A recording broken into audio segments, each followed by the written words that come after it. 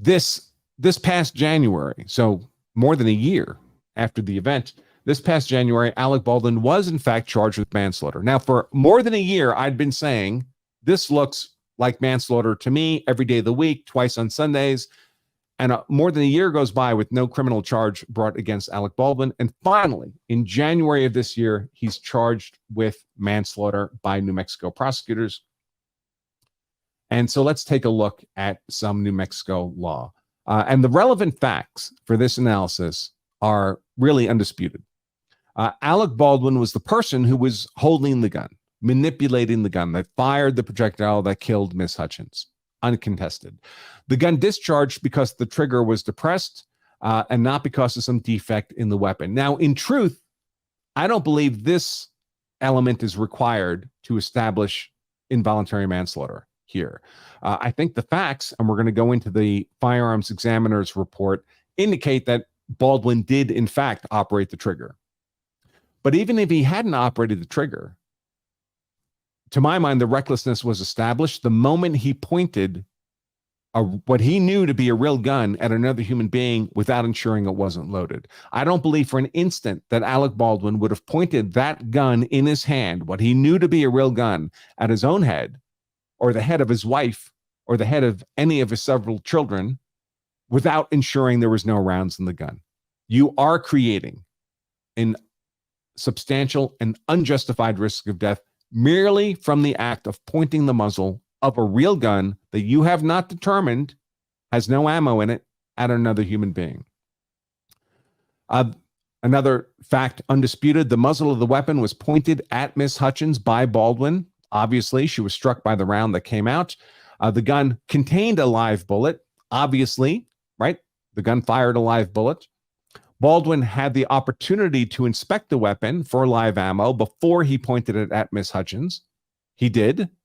And by the way, he has decades of firearms training over his movie career on handling real guns on sets. And the Hollywood SAG-AFTRA guidelines say explicitly, safety is everybody's responsibility. You don't get a pass because there's other people on the set who also have safety obligations on the set. And there's nothing in New Mexico involuntary manslaughter law that says this applies to everyone except for Hollywood actors on a set.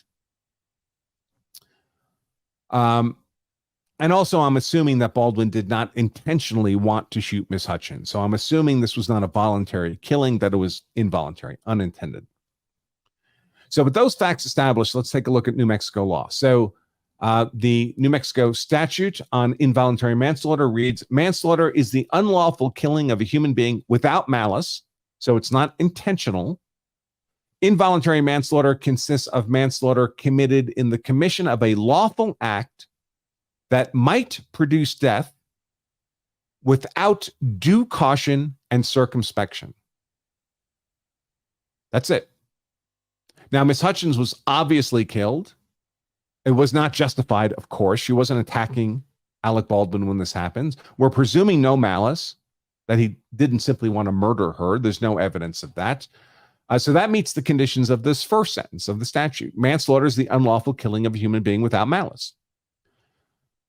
So because it would have been unintentional, we're presuming voluntary manslaughter is off the table. So the key is whether Baldwin's pointing of the gun at Hutchins, and I think we'll see that he almost certainly pressed the trigger, although I don't think that's required, without first ensuring that the gun did not contain live ammo, was that the commission of a lawful act which might produce death, and that was done without due caution and circumspection.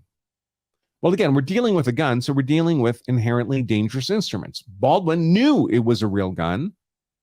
He'd been trained on handling real guns for decades. He knows a real gun is always capable of firing a live round if there's a live round in the gun. And he had the opportunity to inspect and see if it was loaded with live rounds, and he chose not to do that. He chose instead to simply rely on what the representations of others or the job obligations of others, and death resulted. Now, there are, of course, in the handling of firearms, we have more than 100 years of gun safety doctrines built around the safe handling of firearms. The most common framework, really, for practical purpose, the universal framework is 4 rules of gun safety. These are them.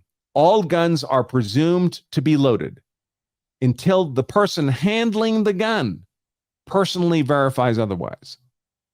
And what that means, folks, is if I'm handling a gun and I check and I look and it's unloaded, there's no magazine, I check the chamber, slide goes forward. If I hand that gun to another person, they check. They just saw me check. They check for themselves. And if they hand it to yet another person, they check for themselves. If they hand it back to me, all in the space of a few seconds, when that gun comes back into my hand, I check again. Because otherwise, the gun is presumed to be loaded. Rule number 2, never point the muzzle of a firearm at anything you're not willing to kill or destroy.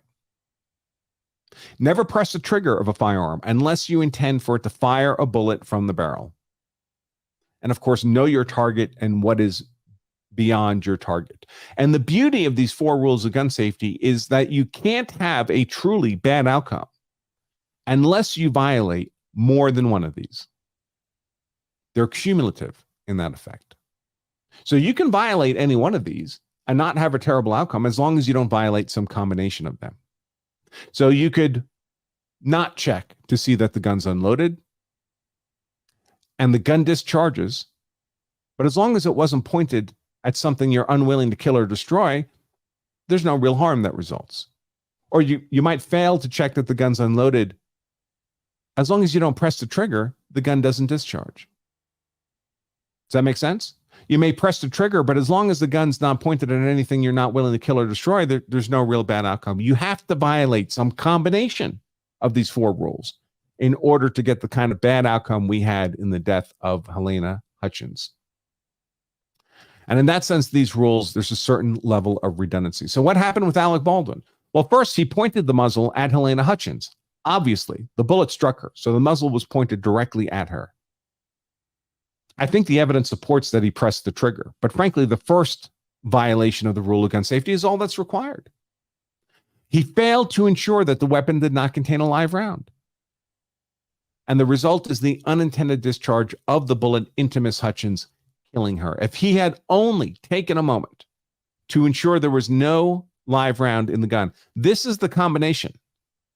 Let's forget the press trigger for a moment. All you need is to violate 2 of the rules of gun safety, 2 of the 4, and you have the potential, a substantial potential, for an unjustified death of an innocent person. Even if you believe he never touched the trigger, he pointed the muzzle at her, he failed to ensure there was not a live round in the gun. That's enough for recklessness. That creates a substantial, unjustified risk of death. He would not have done that to his own head without checking to make sure there was not a round in the gun. And again, I think the evidence supports that he actually pressed the trigger.